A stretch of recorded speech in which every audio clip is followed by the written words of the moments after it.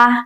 Está nascendo o Backstage Turismo, uma série de entrevistas que visa debater sobre tendências, desafios e o cenário atual do mercado imobiliário turístico no Brasil. E neste primeiro episódio, vamos bater um papo com o advogado Diego Amaral, um dos grandes nomes da construção e consolidação da propriedade compartilhada no Brasil. Chega mais que o Backstage Turismo está começando.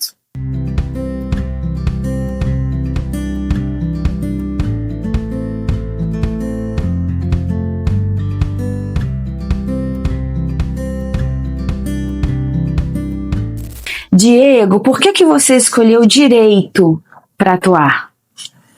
Então, Flávio, essa questão é até engraçado, né? Porque o direito me escolheu. Eu nunca fui uma pessoa que fosse boa nas matérias de exatas. Então, o colegial, né? Hoje ensino médio, foi me direcionando para a área de humanas.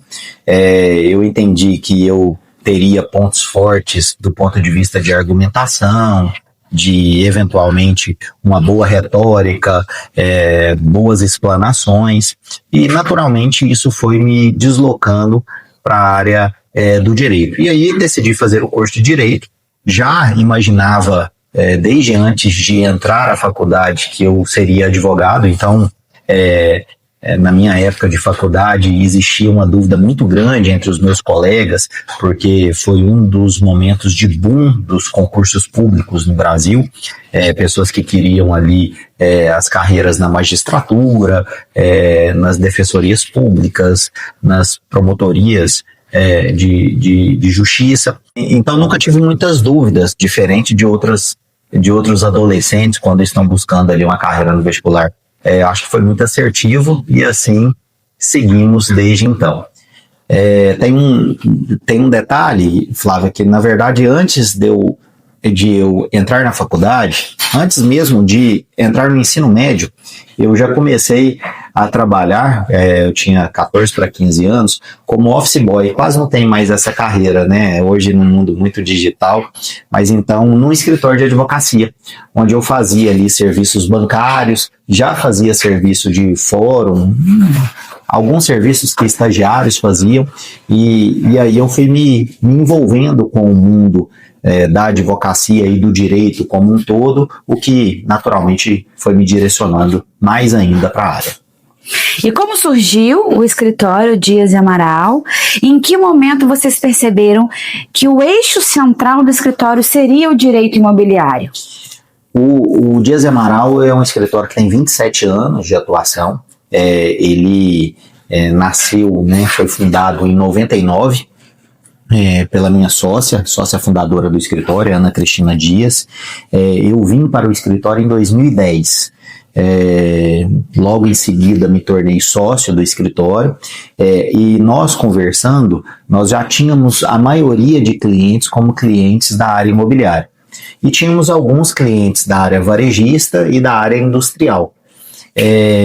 Foi a primeira vez que nós decidimos encerrar um contrato com algum cliente, que partiu de nós essa iniciativa, mas muito por um posicionamento, ou seja, a gente já tinha uma maioria de clientes dentro da área imobiliária, então nós decidimos encerrar as operações em outras áreas para focar exclusivamente na área imobiliária.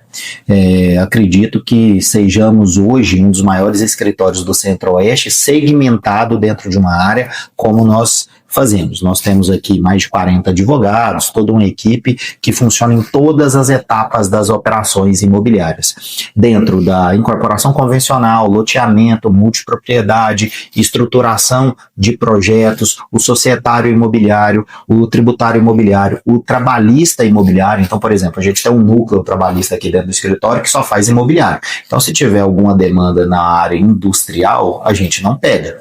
A gente está dentro ali de acidentes de obra, pedidos de vinculação de emprego de corretores de imóveis com imobiliárias ou comercializadoras, entre outras demandas dessa área. Então, desde o pré-projeto até a entrega desse projeto, que é quando entra o consumerista imobiliário, a gente está presente em todas as etapas dessa estruturação junto ao cliente. Então hoje a gente faz uma advocacia empresarial imobiliária, focada aí em quase 100% na área empresarial das empresas, dos empreendedores imobiliários. Eu falo quase 100% porque eventualmente surge uma demanda enquanto pessoa física, mas muitas vezes ligadas a algum sócio, algum empreendedor, que aí a gente acaba atuando. Mas o foco é sempre na área empresarial. Imobiliária.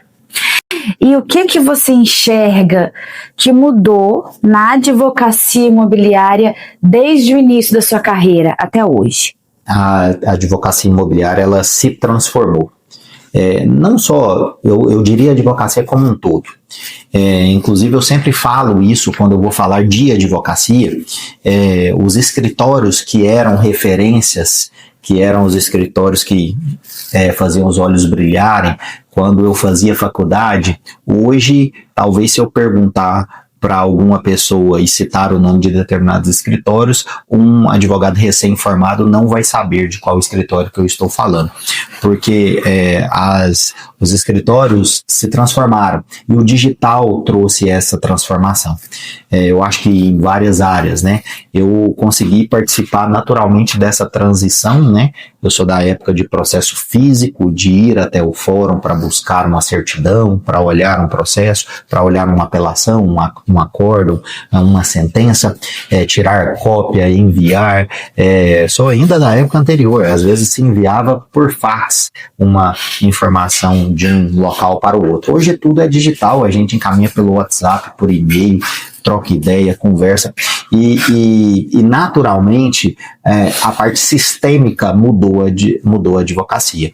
Hoje aqui no escritório a gente tem, se eu não estou enganado, 7 sistemas para nos ajudar em todos os pontos de operação. Então a gente tem sistemas para controles processuais e de prazos, que me ajuda a gerar relatórios para encaminhar para todos os clientes todos os meses, trazendo ali provisionamento de caixa, qual que foi o valor da causa, qual que foi a decisão do juiz, houve recurso, teve alguma mudança no recurso ou não, ou seja, o empresário, principalmente, por exemplo, da área turística e imobiliária, né, da área de multipropriedade, ele mapeia isso com os olhos financeiros em cima do jurídico. Então tem sistema para isso.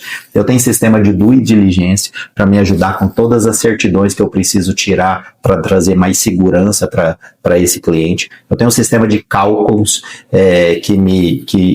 que é vinculado a todos os tribunais do país e todos os índices aplicados aos contratos para que eu tenha mais assertividade em relação àquilo que eu entrego para o cliente, no caso de um acordo, no caso de uma contestação em relação a valores que um consumidor está reclamando, um distrato, por exemplo, entre vários outros sistemas vinculados. Então, a parte sistêmica, ela mudou. Além da parte sistêmica, Flávia, a especialidade. E aí eu acho que o Dias Amaral saiu à frente, e eu posso falar que também, como um advogado da área imobiliária, talvez tenha percebido isso num momento estratégico, porque você não vê tanto mais hoje aquele advogado que é o advogado referência da família, mas atua em todas as áreas. Então você tem um problema de separação e divórcio, é aquele advogado.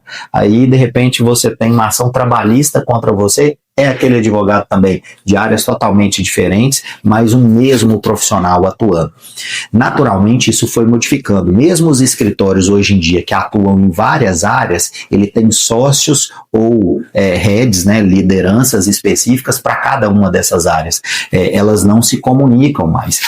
Assim como o médico, é muito difícil você ter aquele clínico geral que conhece e entende de tudo. As leis são muito dinâmicas, os provisionamentos, a jurisprudência, então a especialidade ela é muito sadia. Hoje a gente está quase trabalhando a especialidade da especialidade. Por exemplo, você tem um problema de locação, aí alguém te indica um advogado imobiliário que está dentro da matéria locação.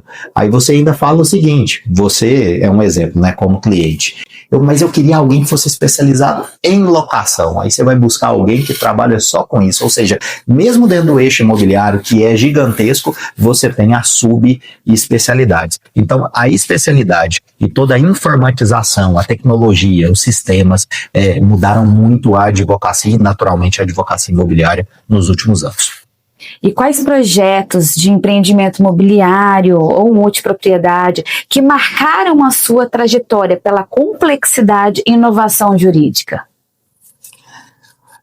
Nossa, essa pergunta, eu até agradeço a pergunta, Fábio, porque ela me dá a oportunidade de falar de tantos projetos. A gente teve uma última vez que nós fizemos o levantamento, nós já atuamos ou no projeto como um todo, ou em parte dele, na estruturação, ou no pós, que é na parte de contencioso imobiliário, em mais de 40 projetos imobiliários de multipropriedade no Brasil, assim, de norte a sul, de leste a oeste, nós temos discussões sobre projetos. Mas eu vou tentar destacar alguns. Os projetos de Caldas Novas sempre foram um desafio. E foram projetos que chegaram muitos e de uma vez só, numa cidade que estava também desenvolvendo com concorrentes dos grupos empresariais projetos na mesma linha. Então você tinha que oferecer e trabalhar diferenciais. Então o Marina, o Alta Vista, foram projetos grandiosos de muitas cotas, com entrega muito interessante e que precisavam oferecer diferenciais para os clientes, e a gente trabalhou na estruturação, de certa forma, de todos esses projetos. As discussões trabalhadas ali, vinculadas ao Hotel Nacional do Rio de Janeiro, que é um hotel que trabalha ainda hoje, né, a venda de multipropriedade, é muito interessante, porque depois das Olimpíadas e da Copa do Mundo, o Rio tinha uma legislação muito específica para a abertura do segmento hoteleiro, com uma aprovação e uma regulamentação muito atrativa para esse segmento. Só que quando você traz a multipropriedade, é uma incorporação diferente do segmento hoteleiro, por mais que esteja muito parecido e que possa funcionar conjuntamente até determinado momento. Então, um projeto muito interessante e desafiador. Ainda em Caldas Novas, o Evian foi um projeto transformado e que se trabalhou ali com a multipropriedade. Em Gramado, nós podemos citar o projeto que ficou lindo, excelente, que é o Golden, né, o Lagueto Golden, e foi um projeto desafiador, ainda nós estamos lá atuando e com volta e meia, com discussões, com trabalho, com contencioso, onde a gente consegue discutir ali, mas que houve uma entrega muito assertiva. Tem um projeto que é muito especial para mim, por tudo que ele passou, por tudo que ele sofreu, que é o projeto da Quinta Santa Bárbara, em Pirenópolis. O Quinta, ele teve uma situação específica, além de ter vivido todo o travamento que a pandemia trouxe para vários desses projetos que eu citei. O Quinta foi o primeiro projeto de Pirenópolis, então ele rompeu uma barreira da cidade. E como algo novo, naturalmente ele teve objeções, ele teve resistência do grupo hoteleiro local, do poder público. Então o Quinta passou por algumas ações que inclusive suspenderam e paralisaram as obras, entre outras questões, ao longo desse tempo, fazendo com que, naturalmente, a sua entrega atrasasse muito. E isso é de domínio público. Só que os empreendedores foram tão resilientes, trabalharam com tanto afinco, e naturalmente a gente trocando ideias semanalmente do que poderia se fazer, que é um projeto que praticamente não tem passivo de ações consumeristas vinculadas a ele.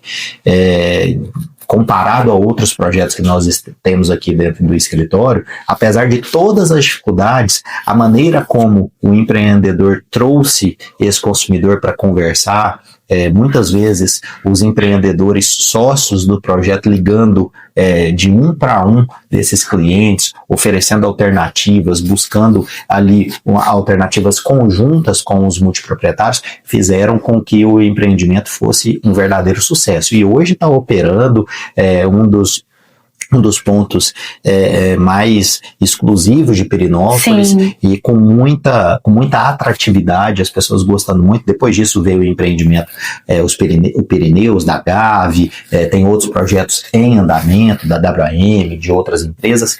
Então, assim, faz muito sentido.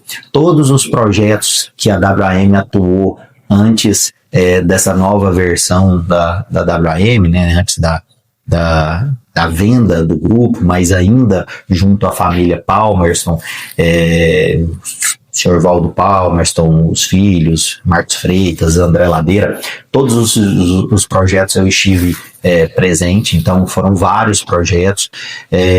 Tem um projeto em específico que eu trabalhei na estruturação jurídica em Barreirinhas, no Maranhão, que é um projeto fantástico, que tem uma pegada muito de vila, mas dentro de multipropriedade, que é um projeto inovador para a região. Então nós fizemos toda a estruturação. Os projetos de Maceió me chamam muita atenção, do grupo MME.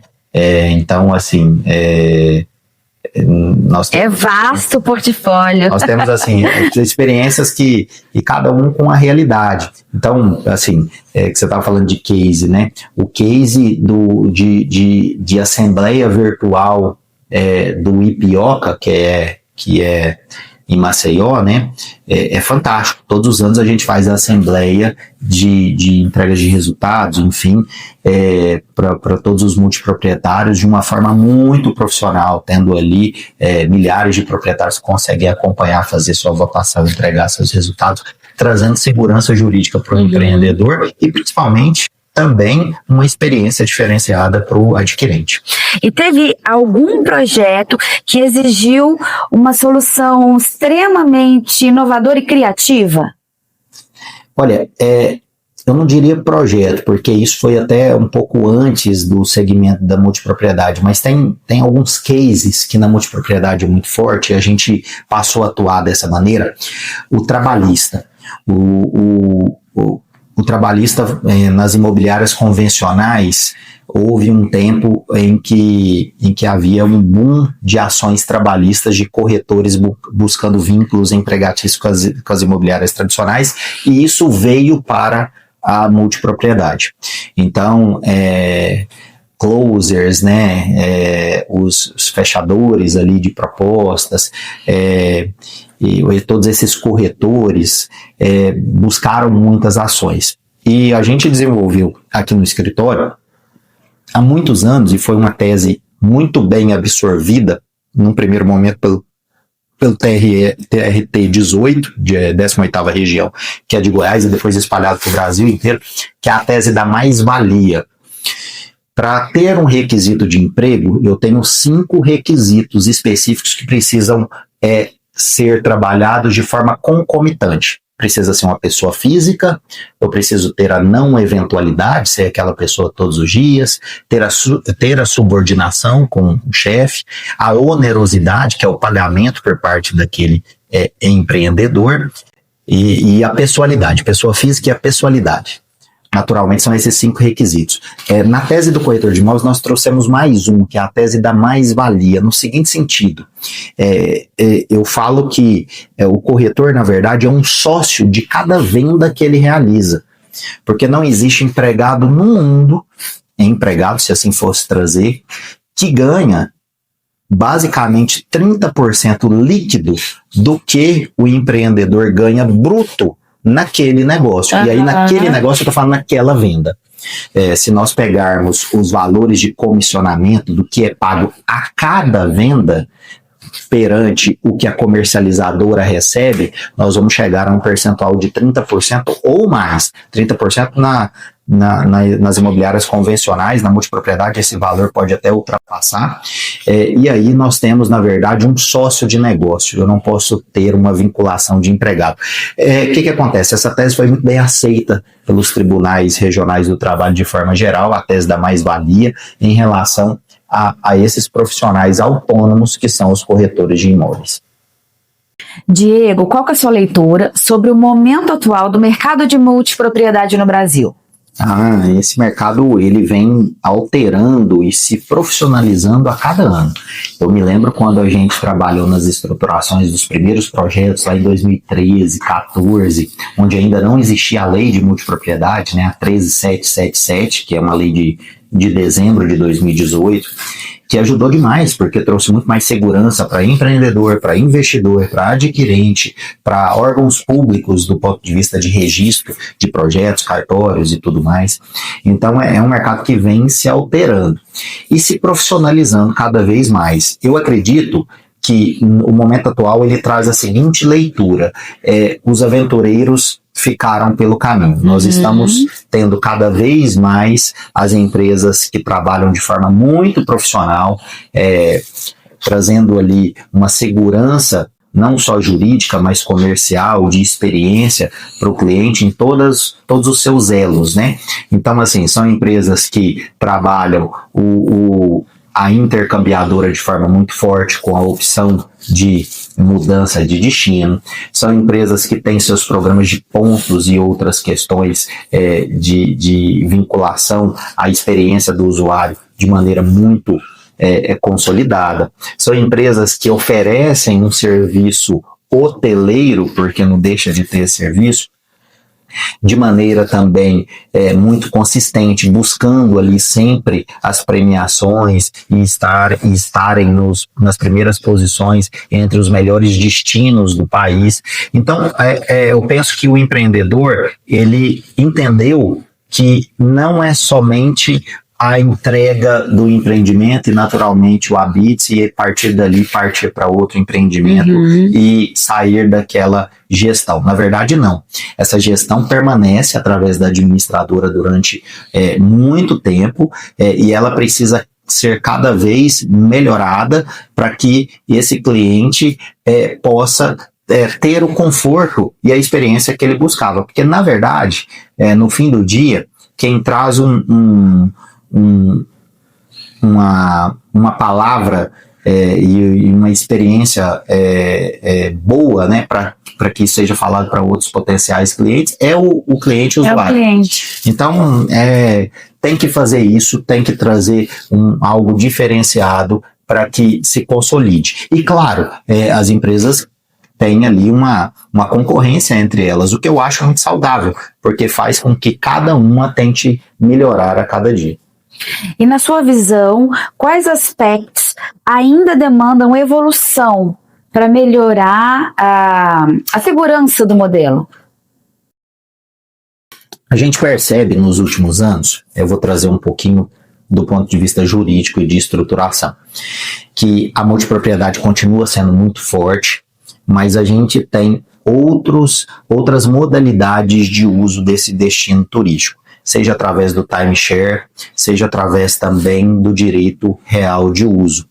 Então eu vejo que hoje, a depender do objetivo daquele empreendimento, os empreendedores estão muito mais estudiosos, inclusive volta e meia aqui no escritório nós realizamos pareceres antes mesmo do início de qualquer projeto sobre os riscos, sobre os prós e contras de cada um desses modelos para que o empreendedor escolha o modelo de forma mais assertiva. Por exemplo, em direito real de uso eu não teria incorporação, eu não tenho necessidade de individualização de matrícula, porque após o período de contrato, 30 anos, 35 anos, enfim, esse empreendimento ele permanecerá vinculado ao proprietário originário, normalmente a SPE daquele produto. Outros entendem que precisa ter fim aquela relação com determinado empreendimento, e aí trabalham a multipropriedade com a incorporação de multipropriedade e toda a estruturação condominial, entre outras questões. Então, eu vejo que hoje isso é muito mais pensado e analisado pelos empreendedores com vários modelos, de forma, como eu havia falado, extremamente profissional. E outra coisa, Flávia, o que acontece?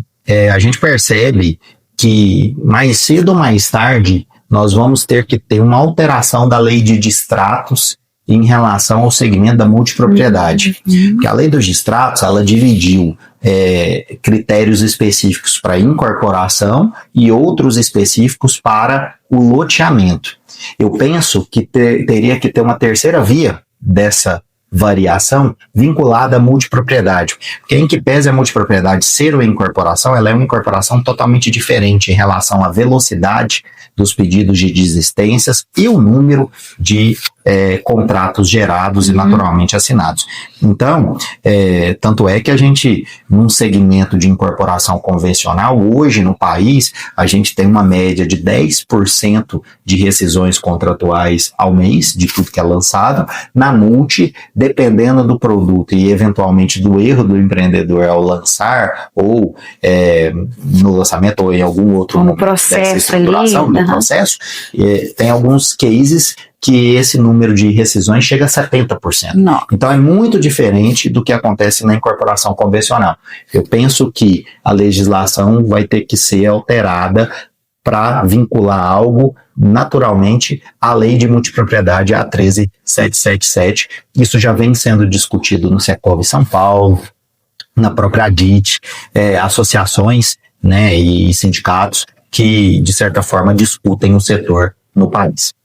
Diego, e quais são os maiores equívocos que os empreendedores cometem ao estruturar um empreendimento de multipropriedade?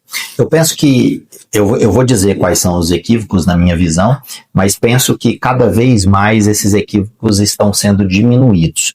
O principal deles é o empreendedor analisar apenas o valor, o número do VGV. E não conseguir naturalmente fazer uma conta destrinchada do que representa o seu custo para se chegar naquele VGV. Eu costumo dizer que o negócio da multipropriedade é tão bom que se você errar pouco, ele ainda é bom. Você ainda não perde a mão. Então, ele te dá a oportunidade de, às vezes, até errar, que você vai conseguir manter um bom negócio. Você não pode errar muito. Então, analisar somente o VGV e não fazer a conta da administração, da administradora hoteleira, né, da administração de carnês e de todo a parte administrativa do empreendimento, a intercambiadora, a comercializadora parceira ou própria que estiver trabalhando em relação a esse empreendimento, além de todos os profissionais, salas de venda, discussões na cidade, no ponto físico, em relação àquele projeto de multipropriedade com prefeitura, com outras lideranças, para entender como vai se dar aquelas vendas. Se não mapear todo esse cenário, muitas vezes através de um parecer, a pessoa pode ter muitas dificuldades, porque depois que começa o projeto, não dá simplesmente para abandonar, até dá, mas seria uma descredibilidade gigantesca para esse empreendedor, e aí, naturalmente, precisa se manter.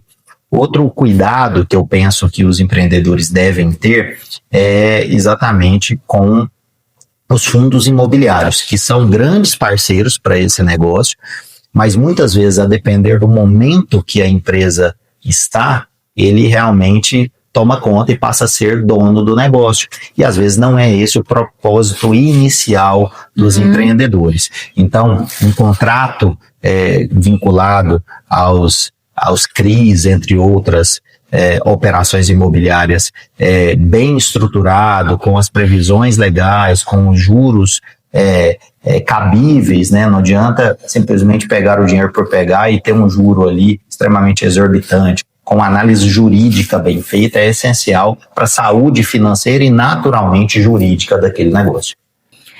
A gente tem visto a ascensão de outros modelos, como, por exemplo, o modelo de direito de uso. Você enxerga que isso é uma tendência?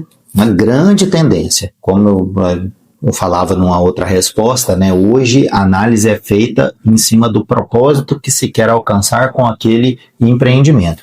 Então, por exemplo, o direito de uso é uma excelente possibilidade para se fugir de rescisões contratuais, número alto de distratos, de toda a estruturação de incorporação e das dificuldades que eventualmente esse empreendedor tem com o cartório local aqui e acolá.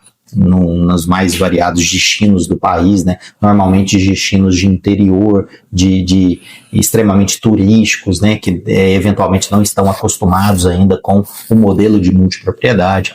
Então é uma excelente opção. Agora, é uma opção que se permanecerá ativa e vinculada àquela sociedade de forma permanente, porque não existe ali uma venda da propriedade, sim do direito de uso, naturalmente, por 25, 30, 35 anos. Outros empreendedores entendem que, na verdade, não, ele precisa deixar o legado e isso precisa continuar naturalmente depois de uma venda de 100% e a operação estar funcionando. Aí o direito de uso não é mais um modelo adequado para esse propósito. Não existe modelo certo ou errado, sabe, Flávia? Existe um modelo que mais se adequa àquela iniciativa e a previsão e o propósito do empreendedor que está desenvolvendo o empreendimento. E quais conselhos você daria para empreendedores que querem entrar no mercado de multipropriedade? Se cerque de bons profissionais. Não adianta querer fazer tudo sozinho. Eu sou um empreendedor que tive muito sucesso no loteamento, sou um empreendedor que tive muito sucesso na incorporação convencional. Parabéns, excelente, mas a multipropriedade, o direito de uso, o timeshare é um outro negócio. Entenda dessa maneira. Então se cerque de bons profissionais, de pessoas que já fizeram, que passaram pelos processos de desgaste que este modelo tem. Porque assim você vai atalhar caminhos. Não seja arrogante no sentido de entender que você sabe tudo de incorporação, porque você vai ter muito mais dificuldade. Então, ganhar escala de forma muito mais rápida com quem já trabalhou em empreendimentos similares, vai fazer com que você chegue onde quer chegar muito mais rapidamente. Eu acho que, pelo menos é o que eu penso na minha vida, sabe, Flávia? Eu acho que tudo depende e demanda um propósito muito específico. Então, acho que qualquer empreendimento tem que trazer ali um propósito para o empreendedor, não apenas o financeiro, mas de deixar algo, de deixar um legado. Por que eu falo isso? Porque se ele tiver com a ideia apenas financeira, ele vai usar materiais de baixo valor, ele não vai de repente olhar, vou fantasiar aqui, um lago e pensar em colocar um pier, que vai agregar muito aquele empreendimento, porque ele não vai querer trabalhar com esse custo, entendendo que vai ter ali no fim das contas o mesmo resultado de vendas. O que muda de projeto para projeto é também o envolvimento do empreendedor como propósito daquilo ali. Eu não estou dizendo necessariamente para você gerar um amor tão grande que inviabilize o seu negócio. Não é isso. Mas que tenha um propósito para a cidade, para o estado, para o segmento. Então, pensar como função social... Uma entrega de valor, né? Uma entrega de valor. Pensar como função social muito mais do que apenas o negócio da sua empresa. E o que você espera ver nos próximos anos de inovação? Principalmente no que tange, né? Estamos falando aqui de advocacia jurídica. Em relação à advocacia imobiliária, advocacia da multipropriedade, eu penso o seguinte: a gente deve ter naturalmente alterações legislativas, se não legislativas, mas alterações em fontes do direito, por exemplo, a jurisprudência, trazendo julgados mais específicos para o segmento da multipropriedade, tratando-a de uma forma desvinculada de outros segmentos, como, por exemplo, loteamento e incorporação convencional, trazendo, assim, um critério muito mais real e um modelo muito mais adequado, muito mais, um vestido muito mais, com melhor caimento para o modelo do que a gente vive dentro da multipropriedade. Fora isso, os números trazidos aí, por exemplo, pela consultoria do Caio Calfá, mostram uma tendência de inovação e de crescimento do setor gigantesco. Nós ainda temos no país vários estados e até e também cidades, naturalmente, que não conhecem o modelo da multipropriedade e que são excelentes praças e que estão sendo desbravadas, né, por esses empreendedores espalhados pelo país. Espero ver cada vez mais profissionalismo para que nós tenhamos um segmento ainda mais consistente. Perante o México e os Estados Unidos, o segmento da multipropriedade, e aí quando eu falo multipropriedade eu envolvo os outros modelos também, no Brasil é minúsculo.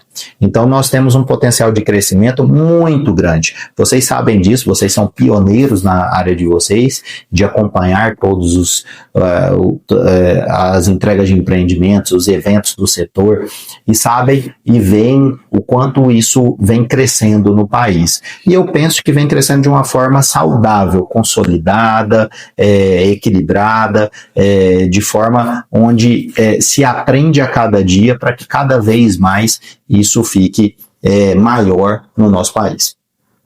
E você falou de legado, né? Desses empreendedores que, enfim, esse é o propósito principal. Agora, essa pergunta é para você.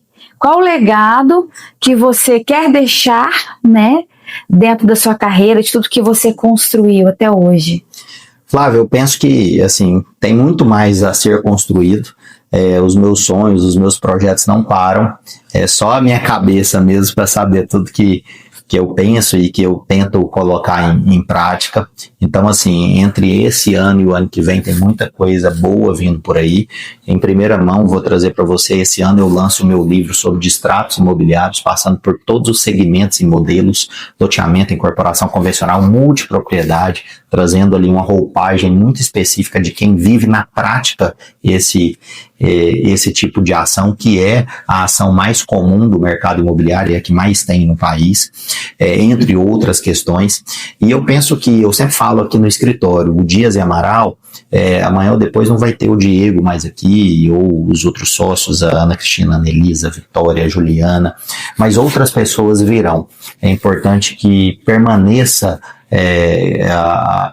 a semente plantada para que outras pessoas possam continuar esse trabalho realizado, que é um trabalho de muito carinho, de muita dedicação, de muita expertise, de muito estudo em relação ao mercado imobiliário como um todo. E essa é a minha maior vontade, que independente de quem esteja à frente, essa estrutura e legado naturalmente continue trazendo ali segurança jurídica para vários empreendedores dos mais diversos segmentos da área imobiliária no país.